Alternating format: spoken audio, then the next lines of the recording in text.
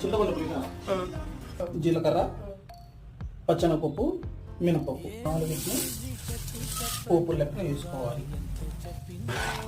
Okay, ఎండుమిరపకాయలు. Okay, కొన్ని ఎండుమిరపకాయలు విత్తనాలతో సహా వేసుకోండి. తర్వాత పచ్చిమిరపకాయలు కూడా అలా వేసుకొని కొంచెం దూరం ఉండండి. చెత్తగా ఉంటుంది, మొహం మీద చిటుకులు పడవచ్చు. పోపు మాడకుండా ఉండాలంటే మీరు కలియ తిప్పుతానే ఉండాలి, ఇట్లా కలి తిప్పుతానే ఉండాలి. అప్పుడు మనకి పోపు మాడకుండా ఉంటుంది. కరివేపాకు, తీసుకున్నటువంటి చింతపండు గుజ్జు ఇలా పోయాలి, సరిపడినంత. ఇదంతా బాగా దగ్గర పడాలండి. మొత్తం దగ్గర పడింది. మళ్ళీ తీసుకొని మనము అన్నంలో కలుపుకోవాలి.